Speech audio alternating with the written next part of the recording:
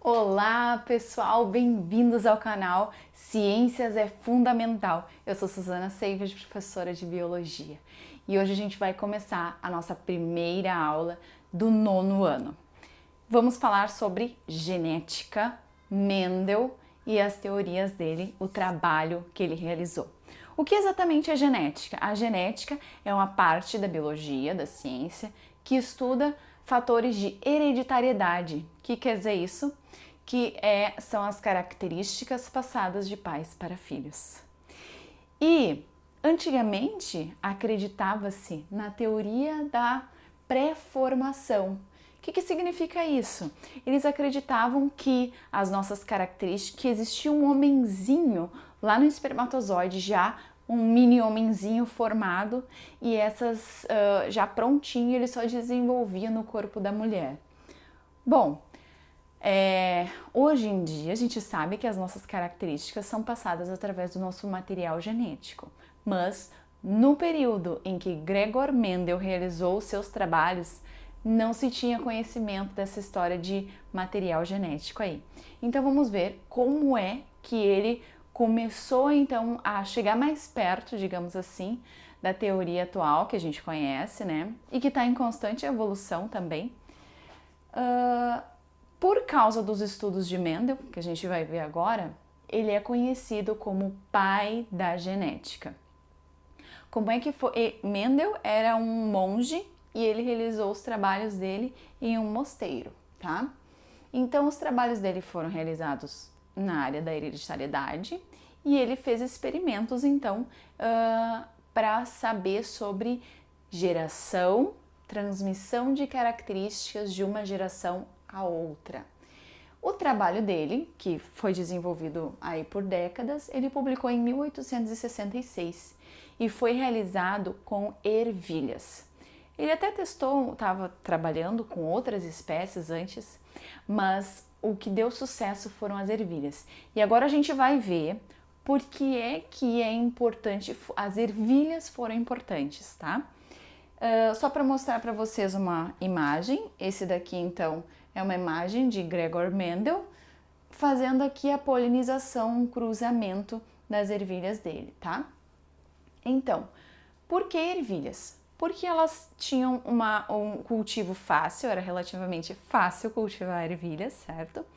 Elas tinham um ciclo de vida curto, significa que ele podia cruzar os indivíduos de ervilha e ter as gerações, várias gerações em um curto espaço de tempo. Cada geração produzia muitas sementes, e as sementes, né, vocês sabem, é como se fossem os filhos, então, cada planta, depois de fecundada, dava várias sementes, né, vários descendentes. Além disso, elas possuem uma característica muito interessante, que é de que elas são hermafroditas. Significa que cada flor possui pólen e possui a parte masculina, que é a parte do pólen, e a parte feminina, tá? Vocês podem olhar no livro de vocês, vai ter uma ilustração disso. O que acontece? Geralmente elas se autofecundam. Isso foi importante por quê?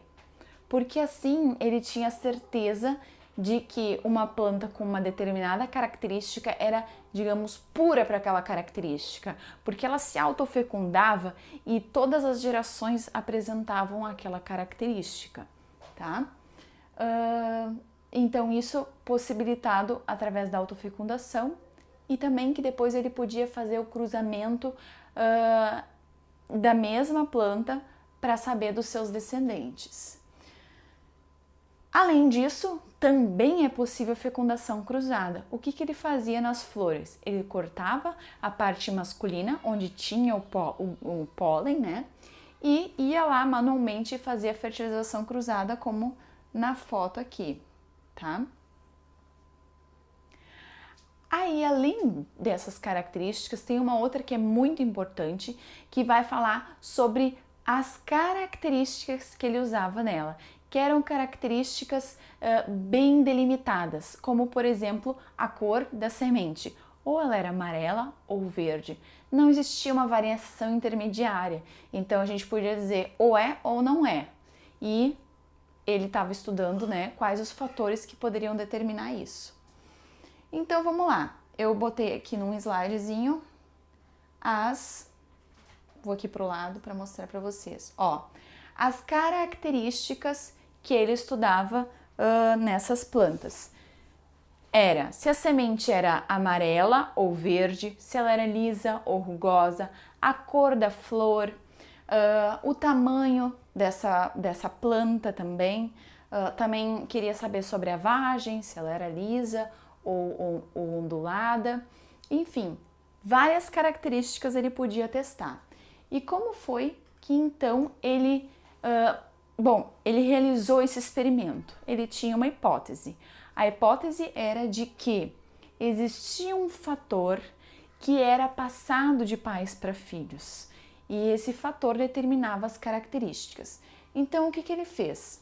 Coloquei ali, mas também coloquei aqui nesse slide, olha aqui. Ele pegou essas gerações, digamos assim, puras, que eu falei para vocês, né? De semente verde, uma planta e polinizou com uma planta de sementes amarelas. Essa primeira geração ele chamou de geração parental, que vocês vão encontrar nos livros escrito com um pezinho, tá? Ele cruzou e qual foi o resultado? Ele obteve filhos somente sementes amarelas. O que aconteceu então, professora, né, com as sementes verdes? Onde foram parar? Se cruza, né, juntou ali o material genético, que vocês já sabem um pouquinho. O que aconteceu? Bom, ele não sabia nada dessa história de material genético, vamos lembrar, tá?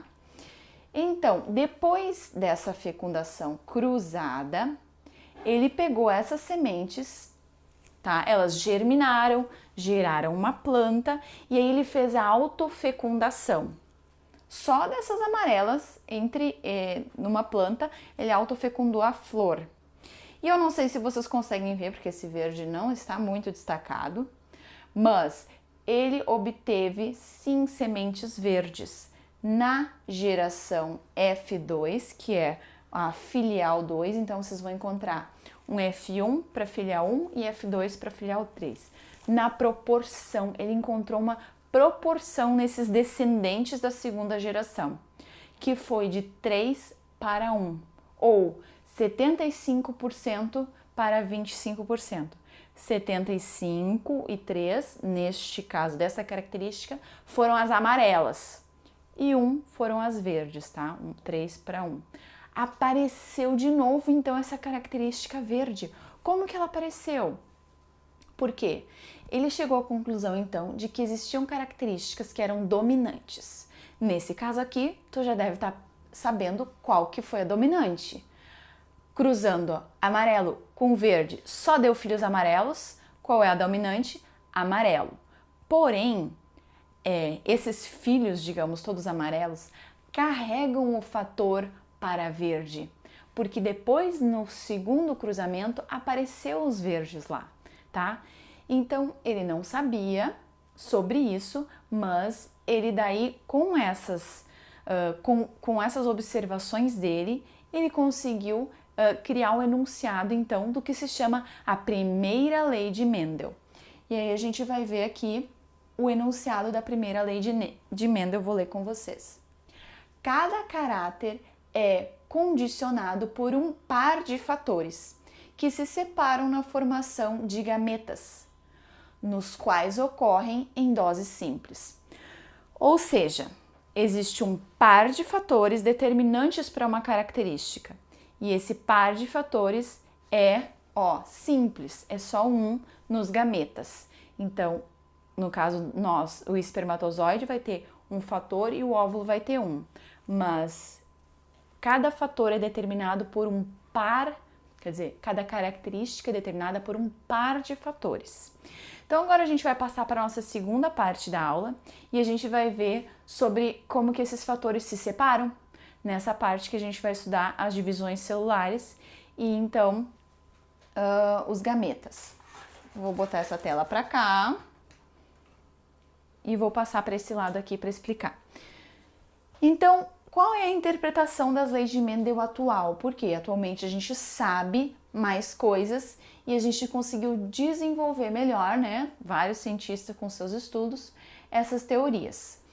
Então, nós temos, eu peguei o caso do ser humano, tá? Cada espécie de animal ou vegetal, enfim, cada espécie, ela possui uma determinada quantidade de cromossomos, tá?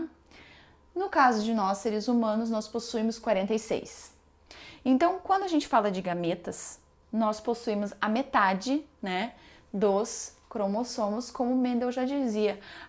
Ocorre esse fator ocorre em doses simples, tá? Então, vamos lá. Nos gametas, nós temos 23 cromossomos. Como que isto acontece? Através da meiose. Já vamos chegar lá. E nas células, todas as outras células do nosso corpo, as células somáticas, ocorrem 46 cromossomos. O que significa isso? São 23 pares de cromossomos. Como se chamam esses pares de cromossomos? Ou, né, os pares de fatores chamam-se cromossomos homólogos. E aí a gente desenha eles sempre assim, pareadinho, um do lado do outro, são homólogos e eles são parecidos, tá? Em tamanho, em características. Então, eu vou ter aqui um par de cromossomos, dando 46, totalizando 46 cromossomos no caso de nós seres humanos. Estes cromossomos a gente geralmente encontra representado com um X, porque realmente ele vai ser visto como um X quando ele estiver condensado e duplicado no momento da divisão, da multiplicação celular, tá?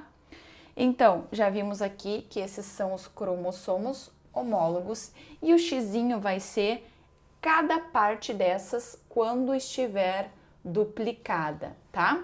Mas, na maior parte do tempo da célula, a célula está com os seus cromossomos descondensados e embaralhados lá dentro do núcleo como um novelo de lã.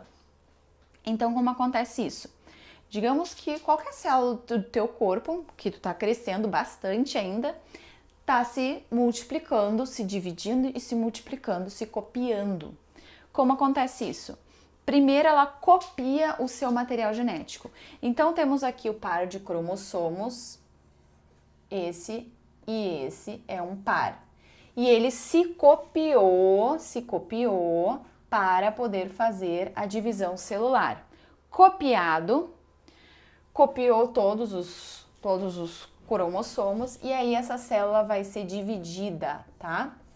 Divide uma perninha para cada lado. Como é o nome dessa perninha do X? Chama-se cromátides irmãs. Cada perninha vai para uma célula e ela fica com a quantidade original de material genético, 46 cromossomos, porque aqui tinha sido duplicado. Então, continua o par aqui, ó, tá? Que eu coloquei aqui de novo, um do ladinho do outro, para vocês entenderem que é o mesmo par. Então, todas essas células aqui têm 46 cromossomos. Agora, na divisão, na meiose, tá? Essa aqui é chamada mitose, tá, gente? Vamos decorar. Mitose gera duas células filhas. E a meiose, vou até apagar esse aqui para não confundir que é outra. Na meiose, multiplicou aqui o material genético igualzinho. Só que aqui, ao invés de botar um em cima do outro, como botei aqui, coloquei aqui. Por quê? Ocorrem duas divisões para a gente ter a metade do material genético. Primeiro, vai um par para cada lado. Ó, um veio para essa célula e o outro veio para essa célula aqui. Já separou aqui a quantidade de cromossomos. O par de homólogos agora não tem mais 23 pares. Tem um de cada. Tem só 23 aqui e 23 aqui, tá?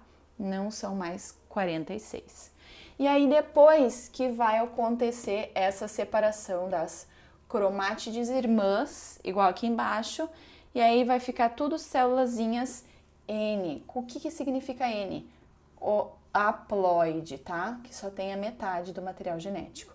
2N são todas as nossas células somáticas. Então aqui, meiose ocorre nas células gaméticas e a gente vai ter metade do material genético e 4 células filhas. Mitose ocorre em todas as outras células do nosso corpo, chamadas células somáticas, e temos a manutenção da quantidade de DNA e temos 2 células filhas. Espero que vocês tenham compreendido. Tentei resumir, trazer para vocês uma explicaçãozinha assim em vídeo, e aí vocês complementam os estudos com uma leitura e um exercício para fixar bem, tá bom? Um beijo, até a nossa próxima aula. Tchau!